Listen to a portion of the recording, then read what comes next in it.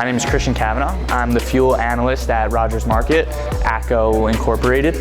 I've been using Price Advantage for about a year. I've been at the company for a year, so since I started. They had been using Price Advantage prior, so I came in kind of thrown into the Price Advantage world. And definitely gotten used to it over this past year with a lot of help from Price Advantage support, for sure. I came pretty much straight out of college. I was more in accounting and finance and kind of just looking all over. I think the most attractive thing was the difference, like every day. Every day seemed to be different, and that it was going to be different, and I was going to have to strategize with new plans throughout my week and figure out the best plan to go forward.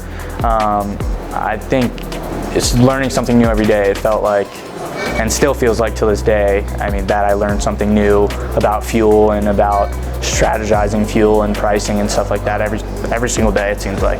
For me, it's multiple times a day. I would say 3 to 4 times a day that I'm looking at Price Advantage to check price proposals and to verify what stations I would like to change. And based on the email that I get sent from Price Advantage showing me my proposals, I take a look at my strategies and what is going to look best for me for that day and change the prices based on that. It was fairly simple. I mean, for me, when I first started, obviously I've never priced fuel before in my life, so I was expecting it to be way more complicated than it really was, and I think Price Advantage definitely simplifies it a lot more than I thought was going to be. But for sure, there was definitely kinks in the armor that had to be shown to me, and I think it was very easy for me to, hop on a meeting with Jesse or with Trey or some of the support team that just kind of was quick, like immediate action, and could help me out whenever I had questions for it. Response on the emails were great. I feel like I was sending emails to Price Advantage support probably 3 or 4 times a day, it seems like. But definitely after the first 2-3 months, I felt like I had a good handle on it, and whenever I needed to, I could reach out. But for me, it felt simple. Having never priced fuel in my life, felt very simple. As far as our company and making the choice to choose Price Advantage, I don't think I was very much a part of it. For me, it was more just kind of that was our pricing software. But I've been to a couple different conferences now and seeing PDI's pricing software. Everything is similar to an extent. I think each software offers something different. For me, it almost seems like Price Advantage is the reliable option. As far as what I've seen so far in my year of pricing fuel, there are other options that look more modernized, I guess you can say, and I know we've talked about that a couple times before. But as far as pricing goes, I would say Price Advantage has been the more reliable, consistent option. I had been to a similar conference event for PDI, and they have a bajillion people there to go and look at and to meet, and here felt more like a close-knit family, I guess you can say. I mean, it seems like, I've only met you this time in person, and it seems like the team and everyone here they want to help me as much as they possibly can, and the new options and everything that you can see you guys are trying to implement is definitely making me excited to see what's going to come for the future for my company as far as pricing goes. So yeah, our strategies are fairly simple. I mean, for me, it's just based off of competitor pricing and seeing what we can do as far as gaining the most volume while also keeping a good profit margin.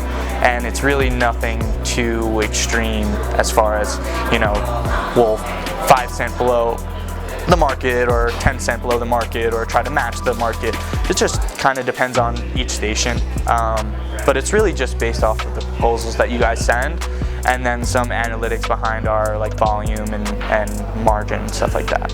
For the most part, there's nobody else in the company that does fuel pricing and strategizing fuel besides Dylan.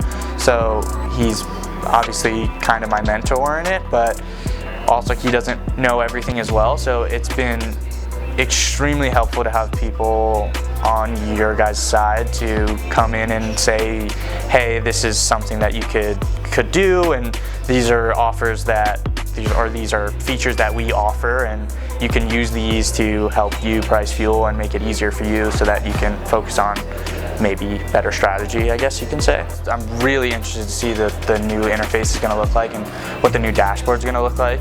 I think that's very important to me, is being able to see the dashboard in a different way. I feel like it's kind of old school now, and I think that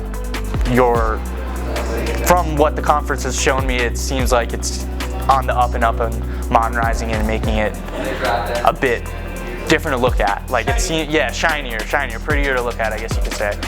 More efficient and user-friendly is definitely the words that you would want.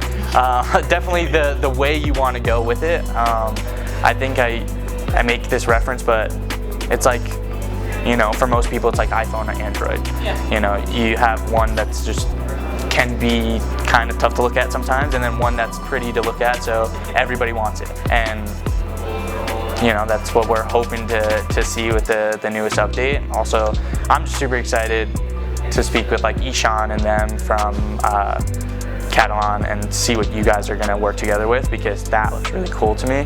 I know he was talking about like different uses for the AI, and really isn't something that we use right now, but it definitely will be helpful for me, so I'm interested in that a lot. I've been speaking to him recently. I deal with a lot of different support entities, whether that's PDI, NCR. You guys have a great support team, and that's not just me saying that. So to me, as a support goes, I'd rather not see so much AI integration. I like the person-to-person, and I like a person being able to explain that to me. I mean, getting a prompt telling me what to do, it works sometimes, but for when I'm really confused, it's nice to have somebody like Jesse or like Trey or somebody that's there that I can talk to and get on a Zoom call with, and they can kind of walk me through it, like showing me what I'm supposed to be doing rather than just reading off a prompt. But as far as pricing goes, I think, and strategy goes, I think something like Cavanaugh, adding like AI integration where you can almost ask it what you want out of it, and it can give you strategy and different options that you can choose from, rather than just me relying off what I think is right, which maybe not is always the correct way to go about it, but is what I do now. And seeing a bunch of different options on the table for strategy is something that I would like to see. Yes, I don't think that if you let AI completely take over, you're gonna have some error, because I think the human touch really does affect the overall experience and the profitability of your company and making it good for you. So I thought market share was really, really cool. Definitely an implementation that I would like to look at. It's hard to really figure out in your different markets of your different stores and locations what competition you want to follow, or what competition you want to lead, and what market you feel like you have the option to do either or. And I think market share really kind of puts it in your face, like this is what this company is doing, like a Wawa or a 7-Eleven, this is what they have, this is the market share that they have, this is what you're capable of in that market. So it really shows you in each area, each station area, what you can be capable of. I thought it was really cool. I definitely really want to test it out. I'm excited I know we're going to do the upgrade with Jesse, I think next week. Yeah, I think he set it up for like Wednesday or something. But I'm really excited to have that on there, because that's something that we ask each other all the time. Me and Dylan are constantly like, okay, do we follow this competition? Do we not follow this competition? Well, this person doesn't really care about their pricing. They go all the way down. Why are they doing that? do they have enough market share to just do whatever they want or not? So it's definitely going to be super interesting to see it point blank. For us, so for me especially, right now what I'm having to do is make the price change and then push the price change through Price Advantage Store on their laptop, and then I'm also having to take a picture of the price change completion email that you get from Price Advantage and send it over to get confirmation that the price sign is changing. With the new Skyline signs, that's eliminating that process for me, so it's less of a headache of now I can just push the price change through and have faith that it's going to go through on the sign. And then also you can see in Price Advantage if the sign is offline or if something's wrong with it, and just a complete ease of mind. I think a lot of the times I struggle with getting a response or, the wait time of a response. And sometimes, if you're low on pricing and then there's a big price jump and you're throwing your prices up high, if that price sign's not changed right away and your pumps are $319 but your price sign says $299, then you have a bunch of customers coming in saying, what the hell is going on? You guys are not being, you're not being faithful on what you're saying. So with the signs just completely integrating through and pushing it through automatically, it's gonna make it a whole lot easier and less of a headache, when more loyalty, I would think, at least. That's it. That's all I got. Great. Cool. Thank you so much. Cool, yeah, no problem. Nice problem. Thank Cool. you.